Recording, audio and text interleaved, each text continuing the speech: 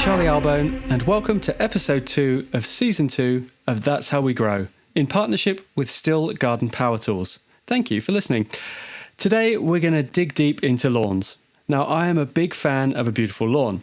It can have so many uses, such as a relaxing place to enjoy your garden from, hanging out with your family, or entertaining on. Is there anything really better than being barefoot on a lush lawn? For me, it is hard to top. From a design point of view, a lawn can really help to break a garden up. It's also perfect to send the kids outside to play on, and I'm sure all parents can relate to that. Looking after a beautiful lawn involves a few steps to deliver a soft, lush lawn. For some people, they want a golf course putting green finish. Others just want a soft playground.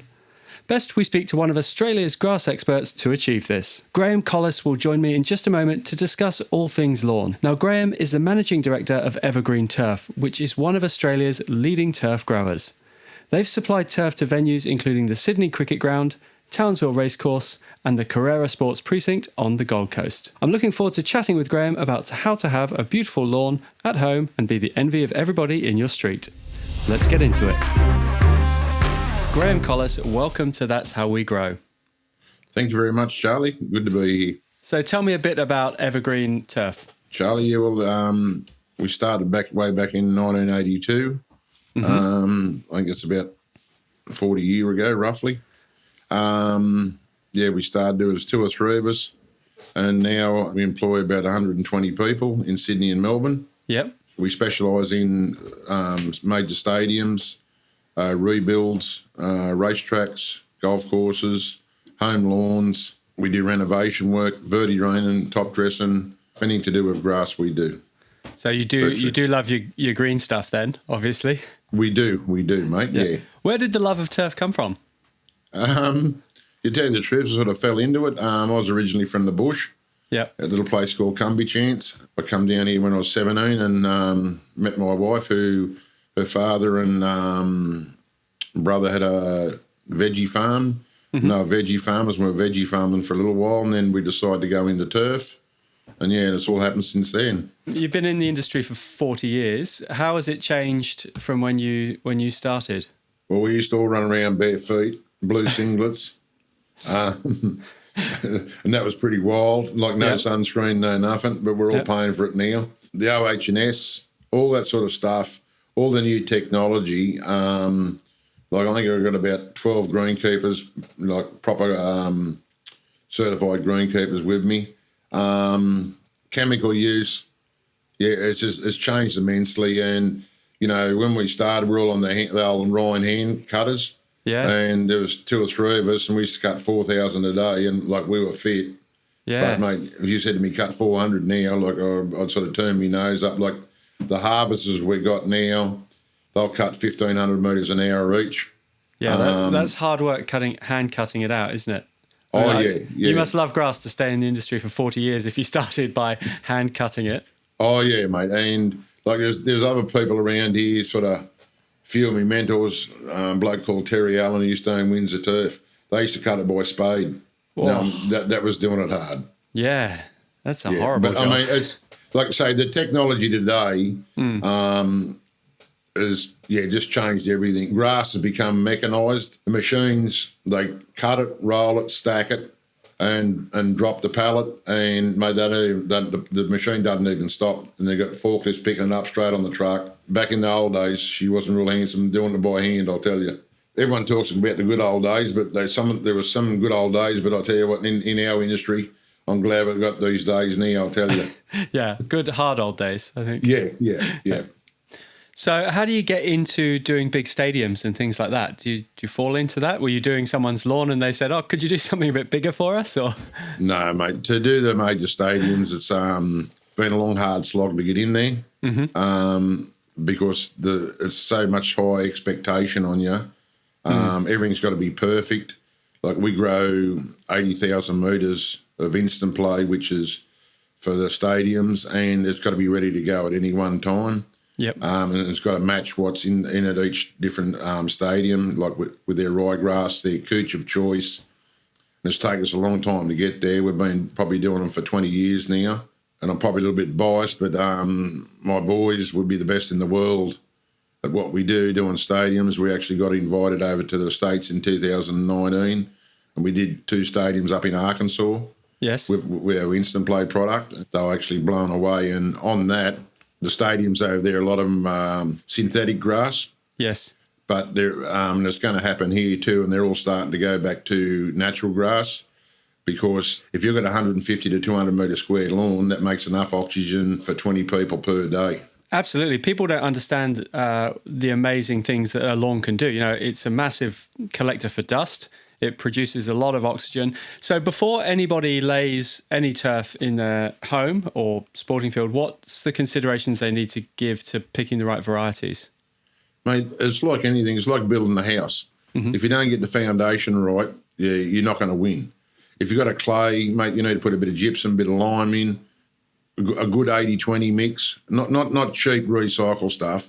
Yeah. Like I say, if you want a real nice home lawn, you got to spend a bit of a quid. Like nothing's cheap these days, and if you want it to look flash, mate, you got to spend a quid to make it look flash. You know. I went to a Lawn Solutions conference and listened to a soil scientist talking about what's the best soil to establish a lawn, and was saying that 80-20 didn't have enough nutrient in it and it dried out too quickly, and they were suggesting perhaps a sandy loam with maybe 20 to 30% screeded compost in there, so a fine compost. Is that something you'd agree with, or do you prefer a different mix? Yeah, no, mate, it is. It's just different folks, different strokes. Like, that'll work too, but my preference is 80-20 mix. Okay. You know, and good starter fertiliser. Yep. And then your choice of grass. And everyone's got their own ideas, but like I say, don't be too cheap when you're doing stuff. You know, there's a lot of recycled products around that you can put in, but, mate, not necessarily all of them work, you know. Yeah, absolutely. And getting the soil right, not just in a lawn, but in all your plants is one of the most beneficial investments you can make in your garden. 100%, mate. Yeah. What's your favourite lawn variety? Tahoma 31. Tahoma 31. Why is that?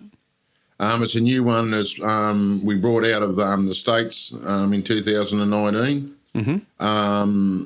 It's very, very fine grass, very pretty grass, very nice in colour. Yeah.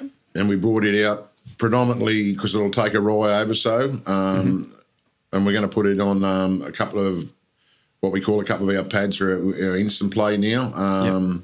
We've got it all around the country just about now. Tiff Tuff's pretty good grass as well. Yep. There's another that's out of the States. There's another one coming called Iron Cutter out of the States. And they spend a lot of money over there breeding grasses that are drought tolerant. Yeah, I think it's University of Oklahoma, isn't it, that does all the research over there? Yeah, correct. Yeah. Like I say, all right, we've had a lot of rain the last couple of years, but I mean, it will go back to being droughty. Yeah. And we need to get these varieties here. Santa Ana's another real good one. Yeah. We just finished laying the Allianz Stadium, the new Allianz Stadium. It's Santa Ana on our instant play product with a rye oversow. Yep. Very hard wearing. We did Brookvale at Christmas last year, and it's held up remarkably well this year. So Santa Ana's good, but they're all different. They all take different maintenance and practice. Tahoma 31's my favourite at the moment. And you say your instant play product. What is that, and how is it different from, say, a normal roller turf?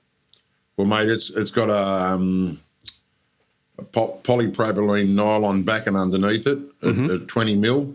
And then you fill it to 50 mil of sand and stolonise the top, which is like planting it, and you grow it on black plastic. It goes down through the black plastic, the root system, locks all the nylon to the sand, and then that gives you instant play. And how big is a piece of instant play? 10 square metres. It's 1.2 wide by 8.4 long, and it goes 1.6 tonne. Whoa! So how do you move that into a state? There must be some serious machinery. Yes. There's a lot of machinery work go into it. You can't move it. It's all hydraulically pushed over. Yeah. With these little things called WMIs, they'll lift 2.5 tonne. But they're track machine. They leave no imprint on the ground because the surfaces are all being laser levelled, and and then one rolls it out and the other one comes behind and pushes it over. It's all boarded up so we don't leave any imprint whatsoever. So you kind of stitch the two rolls together along the seam? Not really. It's just Okay. pushed over mechanically. Yeah. And, it's very hard to see the joins.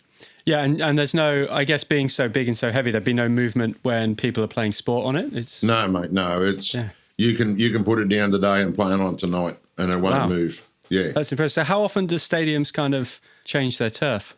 There's been times where we replaced the old Allianz 2 and 3 times a year. Just Wow. depends on their workload. And the SCG, I think it was 2018 or something, or 2017, Collingwood were coming to town. And not that I know much about the AFL, but the northern end there, because they built the new stand, we put 7,000 metres in 3 days before Collingwood played there. Wow. And no one even knew we did it. Yeah, that's impressive. Yeah, and like I say, mate, it's exciting. And if you don't get excited about what you're doing, Do something else. do something else. But grass excites me. Like we've turfed the Harbour Bridge twice for breakfast on the bridge. Everyone said it couldn't be done. Like we had 110 people working on that project. We laid a full football field in an hour and a half. Wow. And then we had to wrap it up and get it off there in 2.5 hours. Goodness. And do you rejuvenate that turf that comes off, or is it gone? No, we it was rejuvenated and went to another site. I've got a property on the New South Wales Central Coast, and we've got a pretty big lawn there. And I've actually got one of the iMow robotic mowers set up there. Because I'm not there all the time, I can't mow it every day. Have you had much experience with the robots? No, I haven't. But funny you asked that. Good mate of mine, Huey Bowman, the jockey. Yes. I did a lawn for Huey. Right. And I said to him, mate, because he's sort of not there all the time either, and I said to him, you probably have a look at one of these the robotic mowers, and even my lawn out the front, yeah. it's only probably 140 square metres. After Christmas, I'm going to have a look at the same thing myself. Yeah, they're pretty convenient in that sense. I noticed when you use a cylinder mower and you kind of stripe up a lawn, Yep. do you have to change direction? Is it a good idea to change direction every time you mow, or do you need to do it in the same direction? It just depends on your stripes and what you want. You should sort of change up the way you mow, like you're saying, because if you keep burning the stripes in one way, all of a sudden the grass starts to lay over that way, and you will start to build thatch. So Right. just take the thatch out, you swap your mowing around. Yeah. Okay. What Your kind direction. what kind of patterns do you like? Because I've watched a lot of people mow. It's funny. I have a robotic lawnmower at home, yet I watch people mow grass on Instagram. So to watch them put different patterns in their grass, it's an odd thing. Do you have any favourites, or you just like the traditional stripes? No, I have checkerboards in mine. Mine's checker plated. Yeah, right. And I like the checkerboard stripes in mine. You see them in Hobart. They put those curly ones in for the cricket. Like they look good. It's just something different. There's a lot of tradition. The SCG, the trust wouldn't let them do that down there because they're traditional, and that's fair enough too, mate. Yeah, I understand. And even you look at Royal Randwick. We do a lot of their turf work down there. And Mick Wood, the curator. Mate, he come off a sports field in his previous life, but mate, he has that joint singing because the stripes he puts in it. They don't mow them in; they just roll them in. They'll put the roller one way and then turn around and come the other way. Yeah, and that's how they put the stripes in. Is it obviously on a race course? You have to keep the grass a bit longer. Yeah. How does that change the maintenance of lawns? What issues do you get with the longer grass? Is there any, or is it? Most race courses, grass has got to be about 120 mil, like anywhere from 80 to 120 mil, sorry. Yeah. But those boys on every racetrack in Australia, they do an amazing job for the horses going across those tracks. And the way they repair them, mate, there's heaps of different things they do. But, mate, they're worth every cent, them racecourse managers. Yeah, absolutely. It can't be easy having hundreds of horses trampling over what you're supposed to keep pristine. 100%, mate, 100%. Yeah. How is it different doing a stadium to a home lawn? Not much, really. Apart from the machinery, obviously. Apart from the machinery, there's not much. Like, you can put your, you get your topsoil down,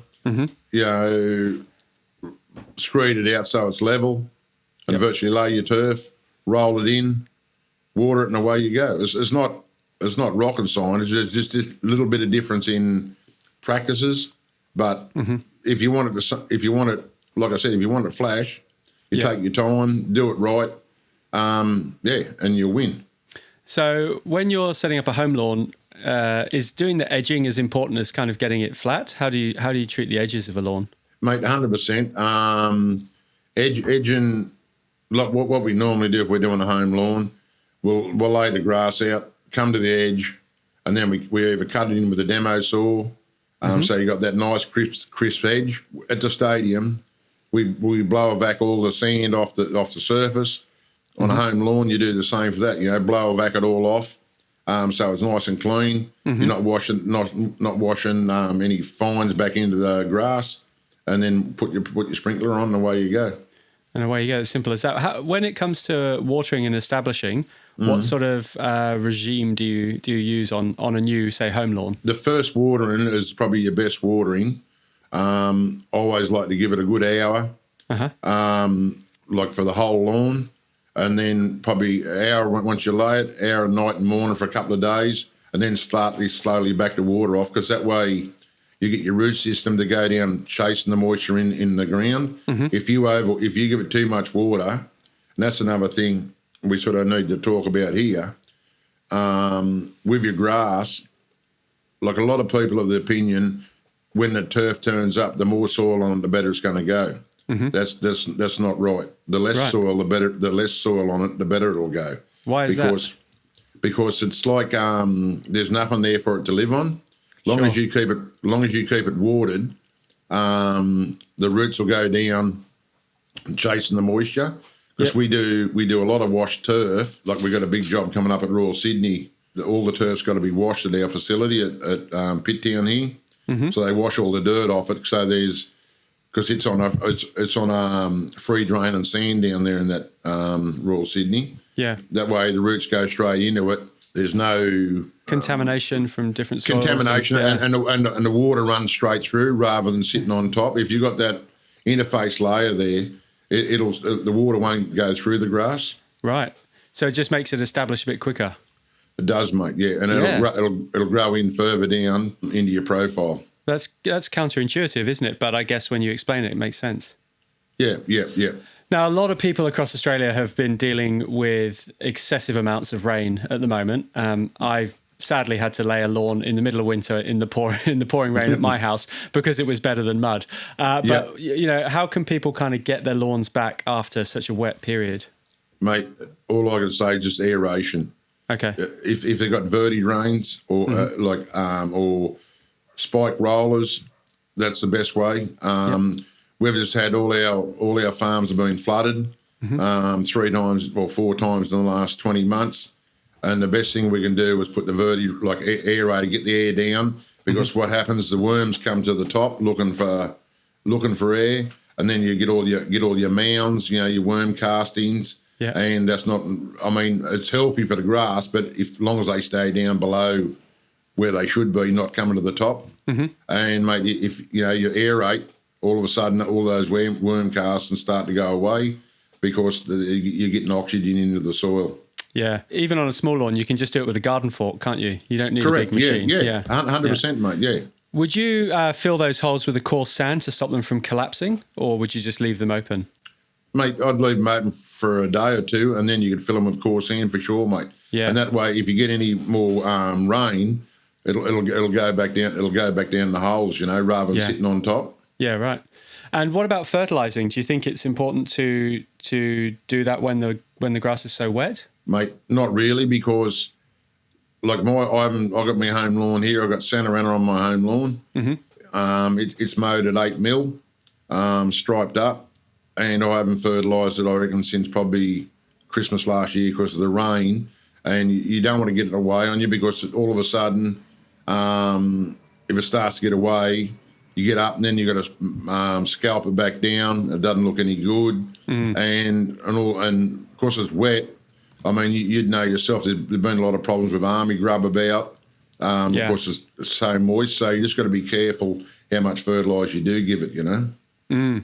Because I guess it comes down to how much maintenance you can give it. If you've got a nice cylinder mower and you can get out there every day, then go for it. Yeah, But no one has that time, do they? No, they don't, mate.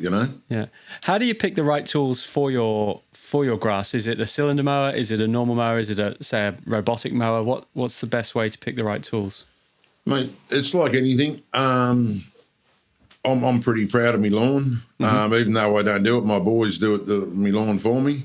That's even better. If you're proud of it and someone else is doing it, you're doing a good job. I watch what's going on and got to flog them along a bit if it gets out of control. You delegate. It's good. I get it. Yeah, you delegate. But, it just depends what you want, mate. Like cylinder mower's good for cooch.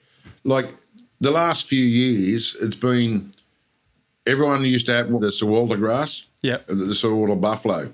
But I see people, you go and driving around the estates now, everyone's going to cooch because everyone's trying to outdo each other. Yeah. There's a bloke up from me who didn't like my lawn because I was pretty flash.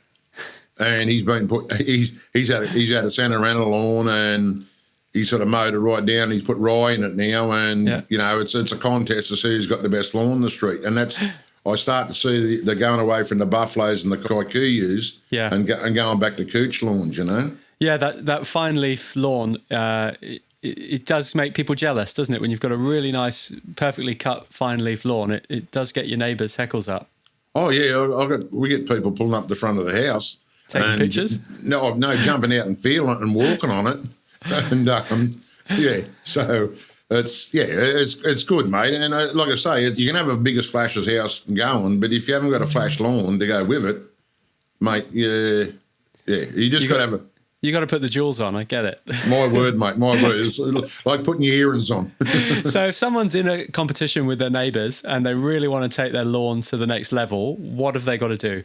Mate, every spring, renovate it to start with, de-thatch it.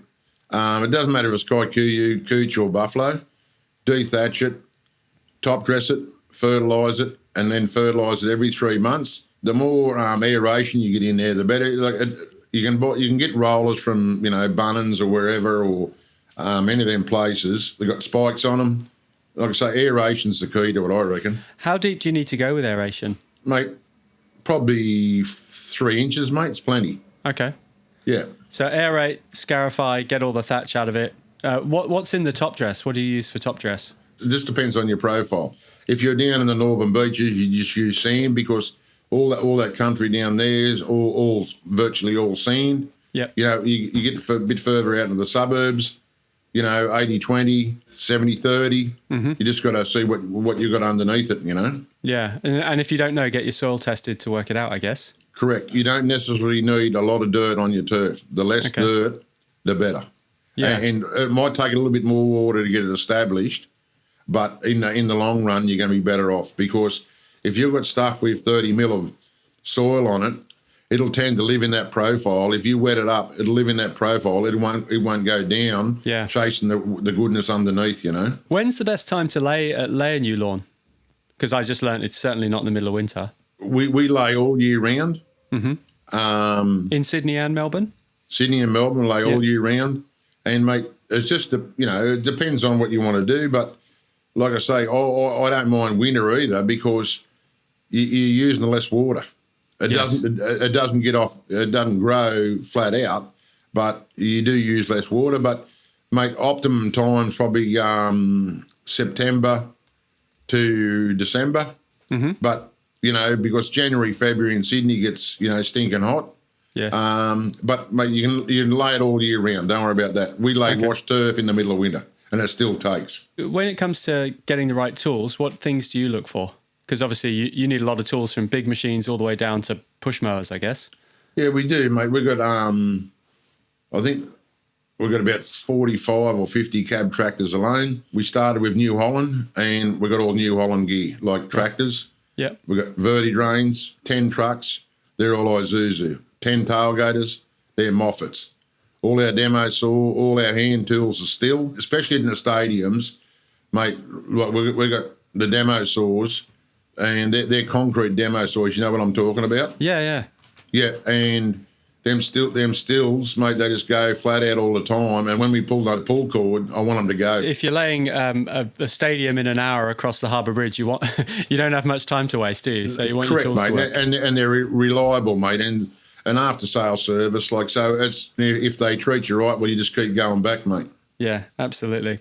I've never heard of a demo saw being used to cut edges. I mean, I like it and I'll definitely try it. But what other STIHL hand tools are you using? Oh, mate, we've got edges, we've got hedge trimmers, because we do a bit of maintenance, or one side of the business does maintenance. Yeah. Blowers, backpack blowers, all that sort of stuff. Like each tractor, we've got 7 mowing tractors here.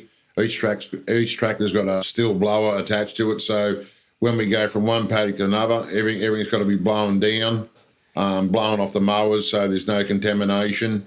Yeah, so is that to stop any stolons or anything like that, creeping into another field? Correct. Yeah. So if you're going from one variety to the other, the mowers have got to be clean, the wheels have got to be blown down on the tractors, and it's imperative they do that because we're with a group, and we've got a certification program. Yes. They come out and test us 3 times a year to make sure there's no contamination from one variety to another. So it's very important that all those blowers and everything are attached to the tractors, mate, Yeah, and it's all got to work, right? Because if it doesn't work, it's time wasted. With the demo saws, when we're flapping the rolls over from one roll to the other, they cut through, nearly 100 mil. Yes. And it's seen, and like I say, the amount of comments we got the other day when we're laying Allianz, because the people who built it, John Holland, a lot of their people come down, they go, what the hell are you doing with all these demo saws here? And I said, you just wait and see what we're doing with them. And they were blown away with cutting grass with with a concrete blade on it too. So you use a concrete blade? Yeah. It doesn't clog up? No, mate, not at all. Yeah, right. Not at all. I'm definitely going to give that one a go. Yeah, mate, and you'll get it nice and crisp. Yeah. And that's the whole thing, getting a nice crisp edge for the next roll to go into, So you mentioned also you do international work. How does lawns in, say, Thailand, as you mentioned, differ from lawns in Australia and in other places around the world? Mate, the stuff we do overseas in Thailand and South Africa we've done, there's a product called STIHL, which stabilises sand. And we've been doing that for a long time now. We're actually the worldwide agents for it. It was developed 50 years ago by the US Army for when they were landing the tanks up on the beaches. Yeah. They're polypropylene fibres which banjo out when you put them in. You spread them over the sand, rotary hoe them in. And the best way to describe it, Charlie, is, when you go to the beach and you first walk onto the sand up the top and you sink to your ankles, once you put the fibres in, it's like walking down where the water's been coming in. Right. It just firms it up. SCG, Allianz, or a lot of them stages have now got the fibres in it because of concerts. We all know sand doesn't compact, but it doesn't let it compact to a degree. We put those in, and that's what we do overseas. The grass Does it have any effect on root penetration into the sand? No, it doesn't, and that's the roots grow through the once they've been in. The roots grow through the banjo stay locks, and it locks it all together, so it gives the whole surface strength, mate. So would you be able to, say, use that under an area that might have a car parked on it occasionally to protect the root zone? Correct. Yeah. Correct. There's a big cemetery getting built, and they don't want to have tar anymore for car parks, and we're going to do the fibres underneath grass, and so be able to park on the grass. I mean, obviously that's going to affect the leaf growth on top with cars moving and turning on it, but at least the roots are protected so it can recover quickly. Is that the principle? Correct, mate. Yes, correct. Yeah, lovely. So where is the best lawn you've ever seen? There's always a spot where you go, oh, that's a good lawn. Is it your own or? No. Mine's up there, but I went to Brisbane probably a month ago, and a bloke called, I only met him once, and I don't even know what he does, but a bloke called Will Pearson, he had a Tahoma 31 lawn, and he had it mowed at about 7 mil, and mate, is the best thing I've ever seen in my life. But how often was he mowing it? Every day. Yeah. Yeah. I mean, like I say, there is a heap of tricks you can do. My boys get a bit lazy during the summer on my lawn, but I'll catch them up here putting a growth retardant on it, which there's a growth retardant called Primo. They're always Primo-ing it on me and not telling me. Yes. And which narrows the leaf up, but the root system keeps growing. And if you put it on there correctly, it'll cut your mowing back by a little bit too. Right, so you can have that lovely bowling green lawn but not have to mow it every day? What would it, every 3 days or something like that? No, probably twice a week they get away with. Okay, yeah. Yeah. And what's your go-to fertiliser on a lawn? Dynamic lifter. Okay. Yeah. Mate, Just chicken poo? Yeah, everyone's different. You can go to ureas, all those sort of fertilisers, but bit of Dynamic lifter, water it in. And I try and stay away from the synthetics, fertilisers a lot, and just keep it ticking over. And if your lawn's healthy, mate, that's all you need. And when it comes to scarifying, getting the thatch out of a lawn, what's the best way to do that for a home gardener? Is it to go to say Kennards and rent something, or is it a stiff rake? Or correct, mate. Yeah, you're better off going to Kennards and hire scarifier. Yeah. Can you scarify with, say, a metal rake or something like that, or do you do more damage than good? I reckon you do more damage than good. You're not going to get the evenness over everything, mate, Yeah. You could do it if you want to be keen, though. Yeah, you'd want to be fit to do it, that's for sure. 100%. Coming from the man who gets his boys to mow his lawn. Yeah. Well, Graham, it's been amazing talking to you. I've learned so much about grass. I thought I knew a lot about it, but you are the guru when it comes to the green stuff. So thank you for your time. No, thank you very much, Charlie. Thanks for your time, mate. It is now time to move on to our community questions, and I'm slowly getting through that long list that you're sending in, but enjoying answering them for sure. Jody from Perth has emailed me saying, "Hi Charlie, I have a nice lawn that is kikuyu, but I'm noticing that it's popping up in a couple of places in my garden beds. I thought I had a good border of rocks, but the kikuyu is growing through this. What tips do you have to stop this grass from invading in my garden?" Well, kikuyu is an incredibly fast-growing grass, which is excellent, but it does like to invade your garden, and it has stolons which run across the surface and quickly hop into your garden beds. A border of rocks is not going to do it because it's going to have cracks in between and the grass is going to easily get through. So you need to dig down an edge into the soil and have a physical barrier. Now, if you want something quite formal, you could use a brick edge. If you wanted something a bit more sleek, you could just use a metal edge about 150 mil down, and that's going to stop any grass growing through to your garden beds. Jason from Melbourne has asked, "Hi Charlie, our family got a dog last year." Well, so did I. I got one during COVID lockdown 1 and one during COVID lockdown 2. But we're noticing a few patches of the lawn have died off, and we think it's from the dog's wee. The dog likes playing outside and we don't want mud in winter, so what do we do? Well, yes, dogs will wee on grass, and when it is concentrated, you do get burnt yellow patches. The best way to combat this is when you see the dog wee is just to water it down to try and dilute it. There are things like rocks you can put in the dog's water to try and prevent all of the excess minerals, but to be honest, I think just dilute it if you can.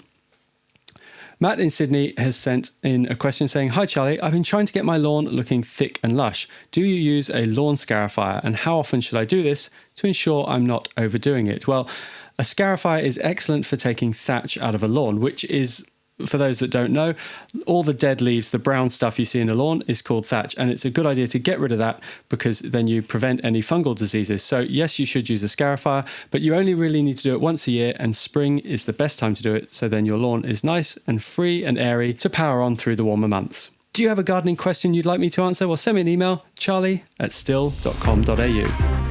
It was really great to speak with Graham Collis today. He's a real expert with over 40 years of experience in the turf game. He said you get what you pay for and do your soil prep properly. It really is the foundation for a good lawn. And every springtime, you need to scarify, aerate and fertilise to get your lawn looking good all through the warmer months. I learned a couple of new things today as well. First, use a demo saw on your edges, and less soil actually works out to be more. It will help your turf establish quicker, and you'll have that lush green lawn you've been looking for in no time. Thanks for listening to That's How We Grow in partnership with STIHL Garden Power Tools. On our next episode, the incredible chef Matt Moran will join me to discuss his passion for local produce. growing your own vegetables is rewarding and great fun. And Matt's going to discuss how he works with his team to have a constant supply of local produce for his award-winning restaurants. This episode will be available in 2 weeks' time. Don't forget to check out STIHL's blog with plenty of great gardening advice, as well as many of my key seasonal tips and tricks. Be sure to go to blog.stihl.com.au. You can also find us on Instagram. You can follow stihl_au, and you can also follow me as well, Charlie_Albone. Thanks for listening, and until next time, goodbye.